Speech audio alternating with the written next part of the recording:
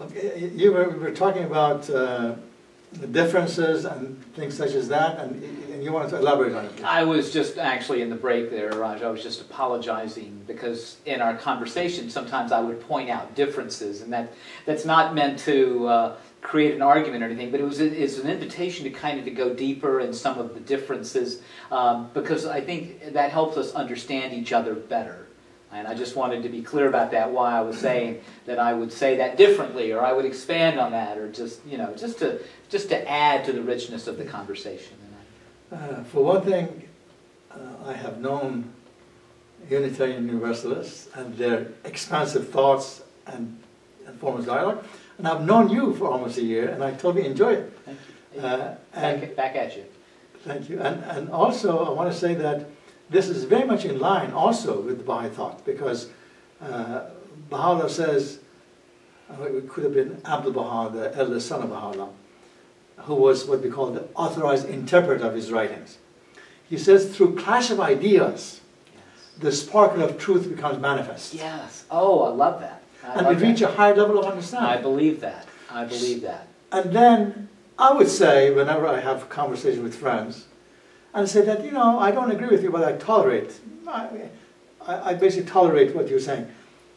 I tell them that that's not good enough, because tolerance is good. But that tolerance is a negative word. It is a negative word. But I was saying that tolerance was an idea that Voltaire was promoting 250 years ago, which again may have been appropriate back then. But now there's the time of dialogue, of better understanding, of communication. We have nothing to hide. We have nothing to be afraid of each other for. Right.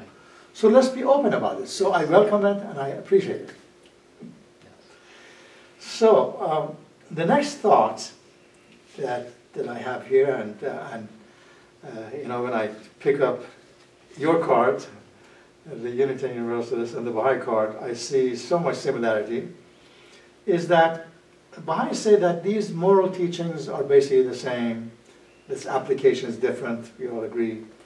But these social teachings of religion have been different through time. Again, maybe because of some reasons, because man was not mature enough, because man was really in a state of childhood in many ways, 3,000–4,000 years ago, in general. There were exceptions of Buddha and Socrates and Plato and all that, but for the most part, humanity had not reached this level of development that we have today. And therefore, the social teachings could have been different, or what I call here, that some of those things that we see in some of the scriptures could have been what I call exigencies of the time, or they have been accidentals of the time. So this is the next segment that I want to, one by one, I'll say my point of view, and I'd like to hear your point of view. Can I make just kind of a general comment? In terms of these two cards, they're basically the same, but go ahead, please. A general comment? Yes. The caution that I would offer is that that time we weren't as well developed, and now we are. As if now we understand, and then we didn't. I'd like to suggest, if we look into the future, 1,000 years from now, they're going to look back, and they're going to go, I can't believe they actually believed those things in 2015. Yeah. And so I urge caution about thinking that we've arrived, that we now understand the truth where we didn't in the past, because again, anytime we get to that point where I understand the truth, I now have the ability to distance myself from those who don't agree with me and those who don't have the truth. So it's a good caution note, and I do understand that, yes, today, 1,000 years from now, we may look to them quite primitive. But today we're doing the best we can. Today we can do the best. We're doing the best we can. Right. Yes. And we should continue on this path of exploration. Yes. And I always say that one of the words in Islam that I totally appreciate, which has been abused and misused, is this word of jihad, which truly means struggle. That in order for us to come to a deeper level of understanding, we have to keep struggling to finding out. So that's our path. So this is what Baha'is, and I think Unitarian in many ways, think that these are the social teachings for today. So I want to see what you think. The first one on the list is what we call independent search for truth. Baha'is' understanding of independent search for truth is that, obviously, that every one of us, regardless of who our parents are, regardless of what our church is, who our minister is, should read and understand for ourselves with our intellect, because all of us, on that notion of we are made in the image of God, if we really try, we have the ability to understand. So what do you think of the idea of independent search for truth and our vision and mission on that? That's certainly something that would be valued greatly within Unitarian Universalism. We are accused of being individualist to an extreme. Yeah. So actually, I add to that the value, and this is what I talk about in my faith community, the value of coming together in community. So it's not just independent search and truth. There is also the value of coming together of the community, because there are people in this world who have life experiences that I cannot even imagine. Yeah. And so my truth cannot be informed unless I'm in relationship with individuals who have different life experiences. And then clash of ideas occurs. Same concept that we just talked about previously. Right. And again, I was talking to this wonderful Unity minister friend of mine that we both know, and he was saying, you know, I talk to people and I learn something from this church and that church, Right. and his truth becomes my truth. You know? Yes. I have nothing to hold back. I say that's their truth. Mine is different. If it's good, I'll take it. You bet. We are on the same path. So next question, of course, is gender equality. Of course, it has been a painful history. When we look at what we see in the Old Testament, the New Testament, Quran, there are points of differences, there are points of inequality, there are points of women are not as good as men, or things of that nature. But then one of the Baha'i teachings is absolute fundamental equality of genders, and he says that men and women have been created equal, have always been equal in the sight of God. And whatever we see in any way that we point that's in the scripture is perhaps misunderstanding, or it was exigency of the time. Your thoughts? I certainly agree. I agree with that. If I wanted to push the envelope here, I would talk about transgender identities. So, I mean, I think you actually are talking primarily about biological identities when you talk about gender identities. You know, sometimes our physical identity, biological identity, does not agree with the emotional or psychological identity, and so I think there's room for growth in our understanding of gender. Very much so. I add that. So. And thank you for adding that. I'm still struggling and trying to understand some of those deeper issues. I struggled as well. Yes, and I continue to struggle, but I have come to the understanding also from Baha'i writings that when he talks about all people are created equal, it means all people. Right. I mean, and God, if we talk about the notion of God, God doesn't have gender. Right? It is for this temporary life of a few years that we have this gender, that gender, and you know, gay or lesbian and this and that. And therefore, of course, I agree with you that we are all created equal. And if we make any separation, that is also division. Yes. Agreed. Thank you. The next question, of course, is race equality. Again, on the question of race, there are many passages in all the scriptures that are racist.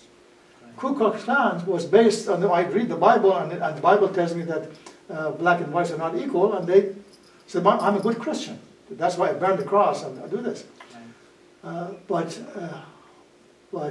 Baha'is, of course, I'm sure you believe that there's one race, and that's the human race. And until the question of race, together with all these other equalities, are not solved, these clashes would continue. Agreed. I'll just simply say we're never going to solve them. Okay, we will continue to be on the journey. You know, living in a natural world, being the human beings that we are and our human natures, and I not believing that anyone can perfectly transcend their human nature, I think we will always be struggling. The interesting thing for me is to look at history, where we looked at the issue of race, and we looked at the issue of gender, and now we're looking at the issue of sexual orientation, and I wonder what the next one will be. There will be a next one. There will be a next one. Things that you and I haven't even thought of yet. And so we're still on this journey, and it will always be there. There will not... The issues will always be there. Yes. But of course, many questions of race have been addressed, better in some countries and worse in other countries, and we continue to struggle with it. But I have hope, that when I go to churches like yours or other places, unity, one world, and I see that there are people of different races sitting together. That's the beginning. That then we associate with one another. They go to lunch with each other. But we still stay in our enclaves for the most part. If you come to a Unitarian Universalist congregations, most UU congregations are predominantly white, and we're struggling to figure out why that is. When you come to Baha'i congregation, you'll see at this time it's like half and half. Okay. Although That's blacks are a much smaller percentage of the community, but I think it has been the Baha'i idea of there's one race, and that's the human race, has been very attractive to African Americans particularly. Right. And we certainly, I think, we certainly would agree with that. And we've had, feet on the ground. As I shared recently, we had 177 ministers and seminarians who went to Selma, Alabama in 1965. Yes. So I think we have a good history there, and yet we're still struggling. And I think I have a lot to learn from the Baha'is on this issue. Same thing here. Yeah. I'm so impressed, I know, of the work of Unitarian Universalists on the question of race and their leadership from 1965 that you mentioned, and it is truly admirable. Truly admirable. So the next on the list, what Baha'i says, of course, national equality, that there should be a point where we will not take pride that I'm American, so therefore I'm the best. I'm from this country, I'm the best. But rather we're all members of the same human family. Right. Baha'u'llah says that this span of the earth is one country and mankind is citizens. It's in his words. What are your perceptions? I agree completely. I struggle with the idea that one country or any group considers itself to be especially chosen. Yeah. And right now I think in the United States there's a large segment of, I guess it's under the word of exceptionalism is the word that is used to describe that there's something unique and special about the United States. And that gives me pause. Again, it's there's something better about us than others. And I want to put a positive spin on what you just said. Please. And that is that in many ways, I was born in Iran. I was mainly raised in this country, but I see in many ways the opportunities for whatever reason, nature, whatever it is, the amazing amount of resources in this country. The openness of agreeing for people from all these countries to come and assimilate with them, in spite of all the difficulties in this country. The Constitution of this country, the American Constitution, and the kinds of people like Jefferson who were the leaders, I think, the initial leaders in Unitarian Universalist thought. We claim Jefferson. You claim Jefferson, I know. That this country then had these opportunities for whatever reason it was, and therefore if it takes moral leadership in bringing peace on earth, in saying that I have the funds and I'll do it for good, so much the better. Okay. I certainly agree. I love my country. I love the values that we have here, many of which you've just named. Okay. But some people take it further than that. Yes. And from that they say, well, therefore we are special. We're better. We've been special from the beginning. Right. There's something innate and inherent in who we are that makes us special. And unfortunately, you take that a step further, and it then allows us to do things that we shouldn't be doing because we think that we do have this mantle of bestness. Exactly. And I totally agree with that. That's when it's taken to an extreme. So this is where I give caution against what is temporarily called, I think, exceptionalism. I totally agree with that. Another thought we have here with regard to the principles applicable for today. I want to interrupt you for a second because I'm going to ask if, and just this is to make a point.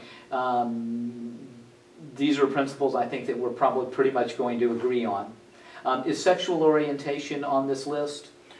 That was together with gender that we basically discussed. Okay. If there are other points that you I like just to raise, simply wanted to say is that this is the list of what we understand today. This is a point we've already made, right. And I don't want this to be a definitive list. Right. This is a snapshot of a point in time. That's why, after these were just some thoughts, some points from the Baha'i perspective.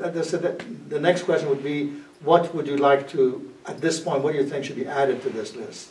What are some additional thoughts? So as we're discussing, please think of those additional thoughts. I'm going to add right now our treatment of animals, our treatment of the natural world.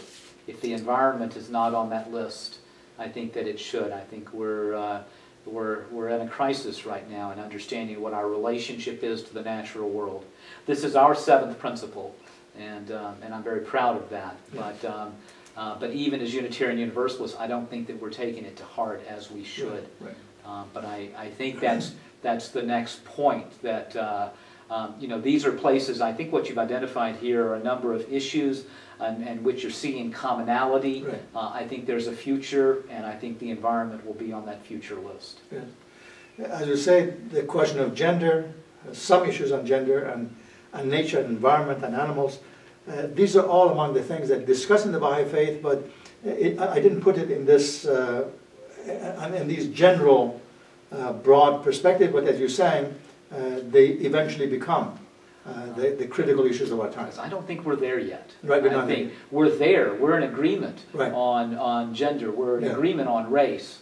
I don't think that we're there on the treatment of animals. I don't think that we're there on the treatment of the environment. Yeah, that's true. So the next thing that Baha'is emphasize very much is this question, what we call the principle of abolition of all forms of prejudice that we mentioned, prejudice of race, nation, nationality, gender, and so on, that we all agree, and as to any kinds of superstition and unfounded dogmas. Like what you said, reading these past scriptures literally, I think we understand, and Baha'u'llah particularly emphasized, could be dangerous, could cause serious problems, could cause even mental problems of when you come to that point of, I never forget this Jehovah's Witness group who came to my door.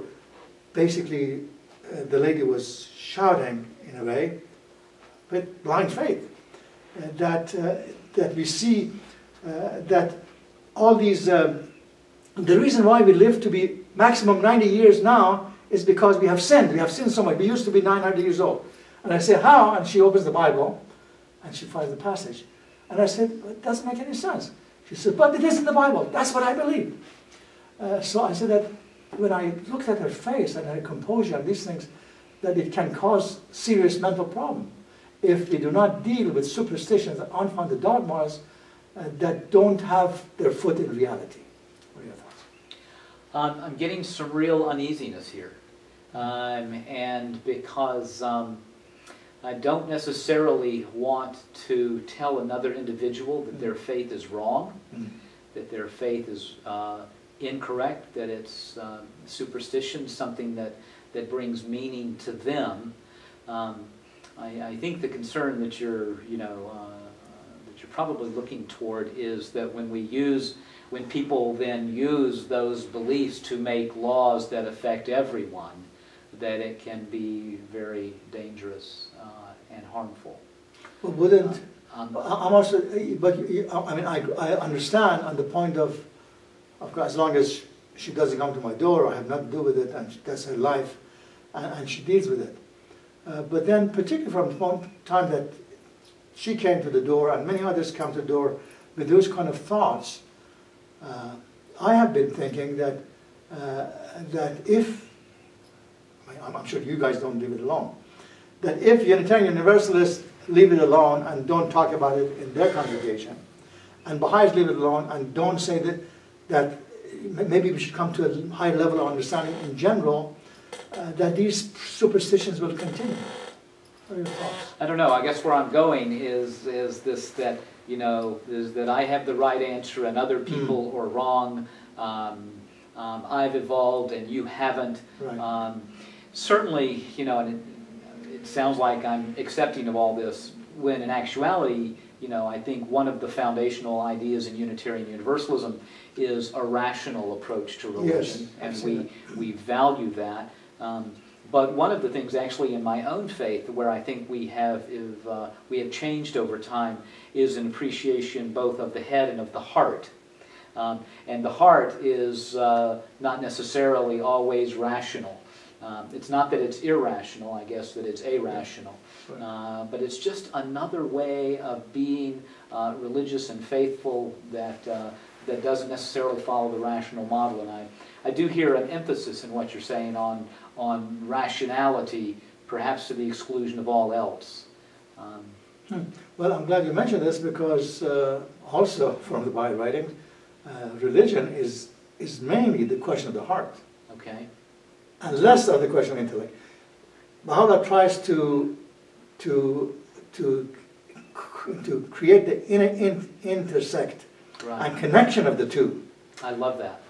But a lot of Baha'u'llah's writings is on the question of purity of the heart and sanctity of the soul, which allows us to come to a higher level of understanding. So I agree on that notion. I thought this was more religious thought than a Unitarian Universalist thought, but you say that you also think in that path. I believe so, because actually, if I get this plug in, the Unitarians historically were more known for their rational approach to religion. Yes. The Universalists were more known about their the religious impulse, okay, that spirit, the Universalists. And so when they merged in 1961, I consider it to be the perfect union. It is the union of head and heart. And so that's why I used to think we needed to change our name because it was too long and too complicated. Right. But given this history and this merger, I'm not willing to ever give up what I consider to be this perfect union of head and heart, both of which must be used. Yes, well, in that connection we are completely in sync. Right. Head and heart. Yeah. I think my reaction in some respects, Iraj, is that I don't want to be too judgmental to those who believe differently. Yes. I do believe some of those beliefs can be harmful. They're not for me, but I don't necessarily, and I wouldn't want them to be the basis of our laws. But I'm not willing to say I've got the answer and you're wrong. Yes. I certainly have the answer for me. I fully appreciate that, and I understand. Yeah. The next one, just a few more points here, is what Baha'u'llah proposes, what he calls spiritual solution to economic problems. And let me just explain it in this fashion, that from the Baha'i perspective, starting with 19th century, the Industrial Revolution, and the rise of the West, and the colonialism, and the other thing that happened, it ended up not only extremes of these countries versus those countries, we have the extremes within each nation, and here we have over 50 million people who are below poverty level in this country of plenty. And the last statistic that I saw, there are 2,000 people who are billionaires, who are basically sitting on billions. It is true that a company like Apple has a lot of good things and have a lot of good products, but I also heard yesterday that they're virtually sitting on $192 billion. That these extremes should somehow be gapped. This gap should also be bridged. And that this is one of the challenges, or one of the essential, what we call the 12 teachings of the Baha'i faith, is how to deal with this economic disparity, starting with our own lives. So your thoughts? I mean, I think at a certain level I'm very much in agreement with you. I am concerned about the disparities, I'm concerned about the inequalities. I struggle with my own understanding of the meaning and the value of capitalism. I do believe that a lot of good has come out of it. Yes. You know, you talked about some of the good things that have come out of this country. What is that relationship with capitalism? Yeah. It's not clear to me. It's not clear to me.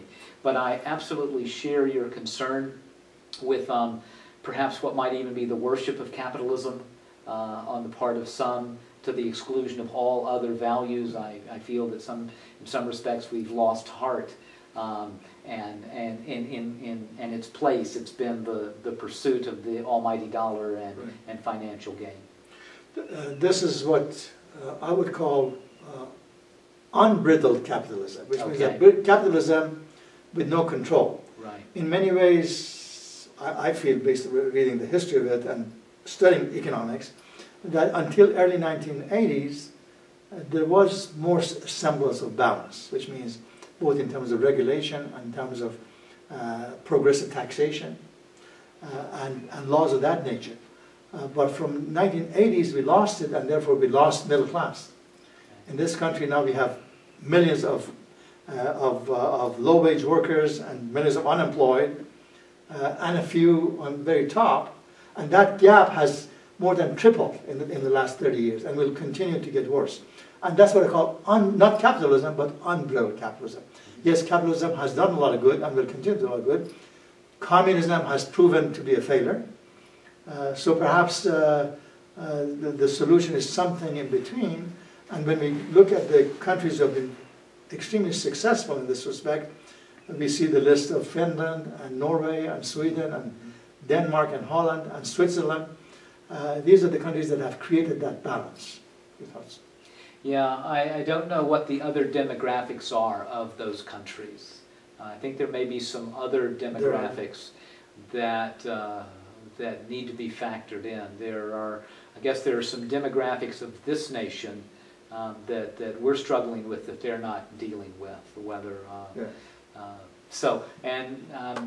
I don't know that, since the 1980s, certainly I think it has probably changed in terms of the deregulation, but I think you also have to go back to the Gilded Age. You would find a time of even less regulation. Yeah. There was no regulation. And certainly I find a lot of value in the regulations that have been put in place over time. And I find some dismay at the dismantling of that. Sometimes it's probably necessary. So it's sometimes it's necessary. It's the balance. It's the balance. And it's the balance between individualism and kind of the values of the community. Right.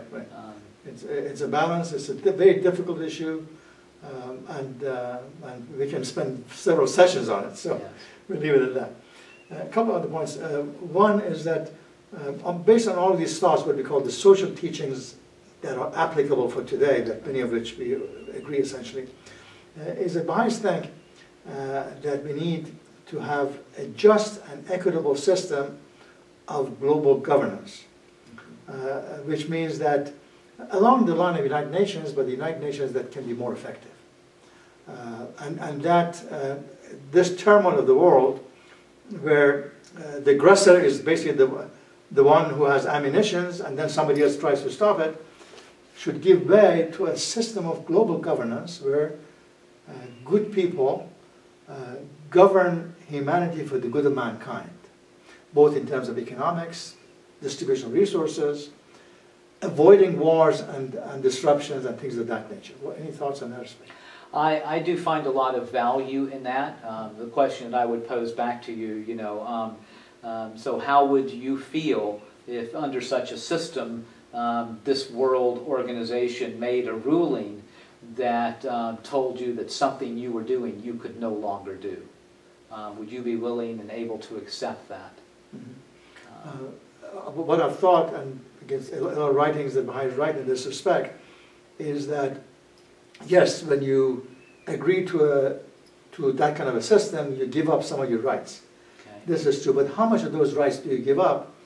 And the way Baha'is envision it is something like the United States, that each state has their own governor and legislature and all that, but we have learned within the last 150 years that this has created unity, that has given us more power in effect as a community.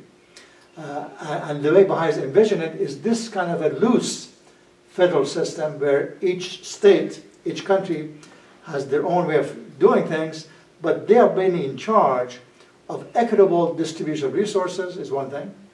The other thing, avoiding wars to the extent possible, which means hopefully forever. And therefore, if that happens, I don't know what the last number is, but rather than spending trillions on ammunitions every year, it can be spent on good of mankind.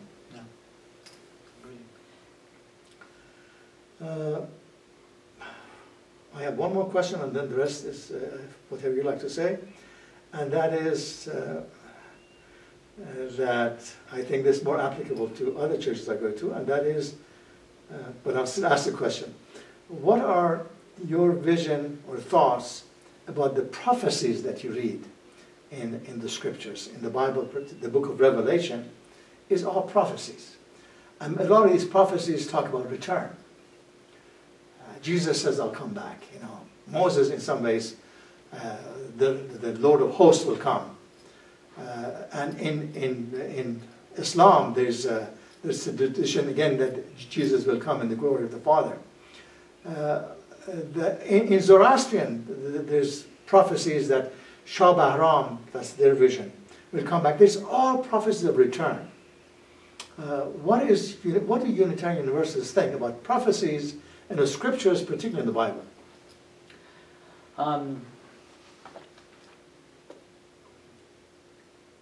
I don't think we would give a lot of additional weight to them.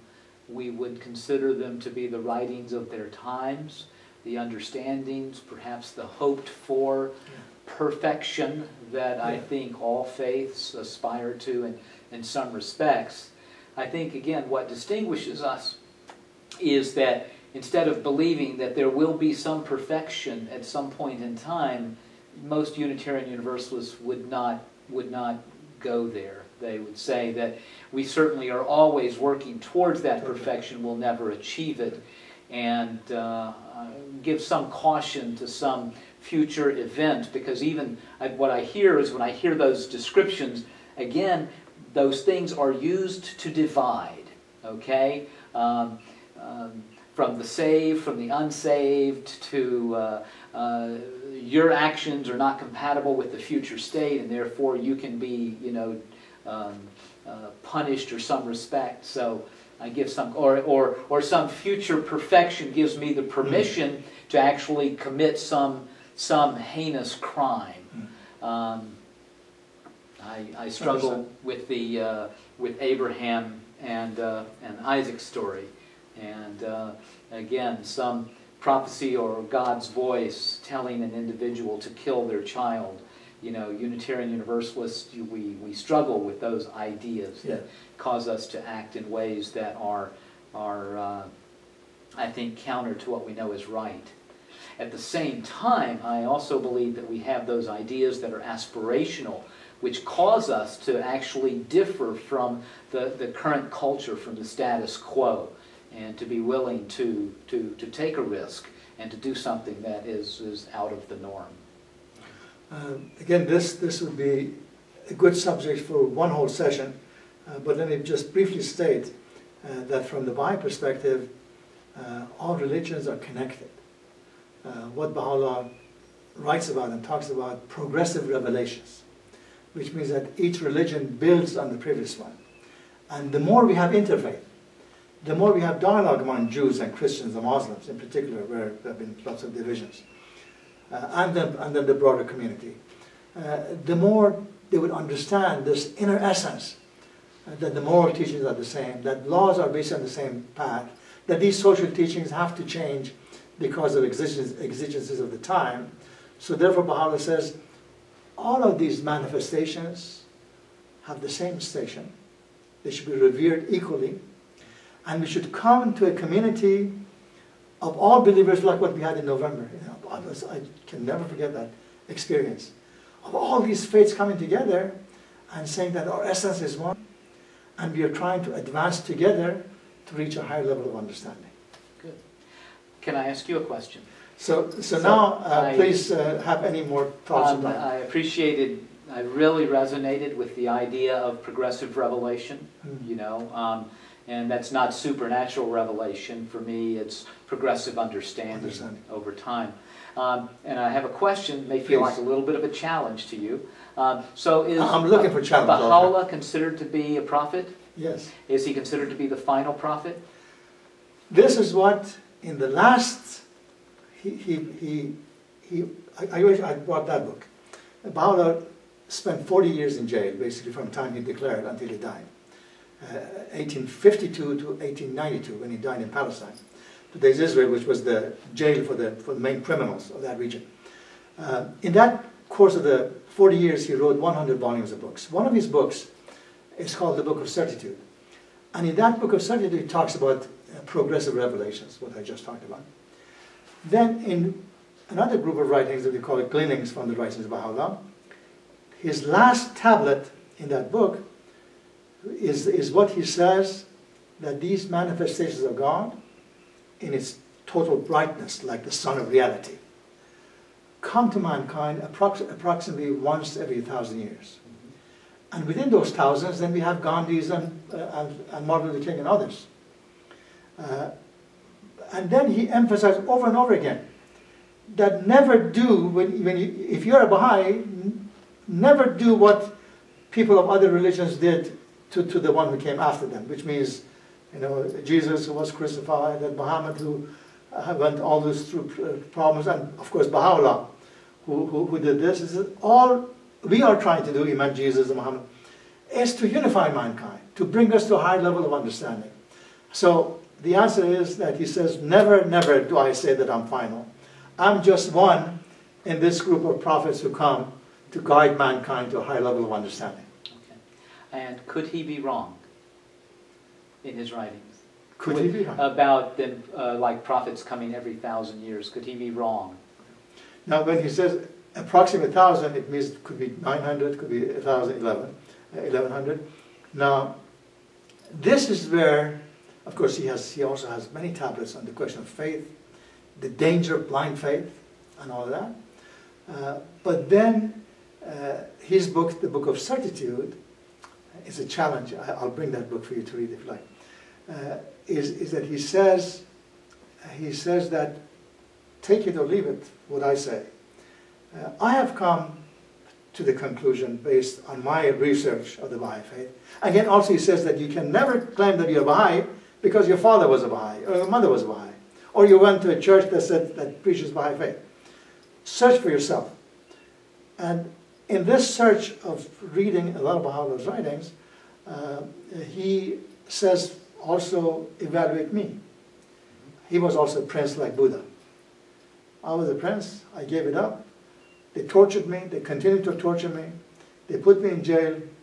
They took away all my friends and family, my possessions and all that. And he says, and I didn't go to any school. He also says that. I didn't go to any school. I just had an elementary mullah who came and taught me how to read and write. That's all. If you think this is from me, don't even come near me.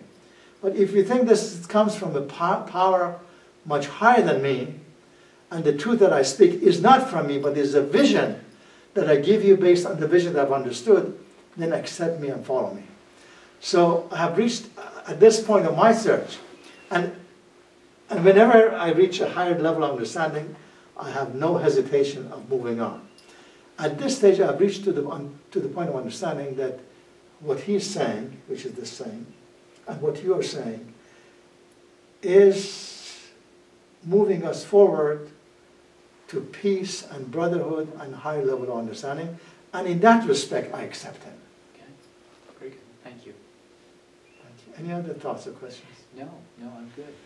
So for the conclusion then, I'd like to do two things. One, I know that you're a reader and you have a lot of books. I'd like to offer you, you may have it, but Plato's Republic, which is a beautiful book, it's beautiful. Again, on man's search for unity and unification. And also, I have offered, and that if you like, I guess it is still in your agenda, that I will offer a class on the essentials of the Baha'i faith for this open-minded Unitarian Universalists. And this would be based on this book, which is 6 very short chapters. The Baha'i faith, teachings, history, and practices that I'd like to present to you. Oh, thank you. Thank you. Thank you so much. Siraj, thank you. This has been truly a a pleasure. pleasure. It's been a pleasure. Thank Good, you so much. thank you. All right. Thank you, sir. Very good. Appreciate it.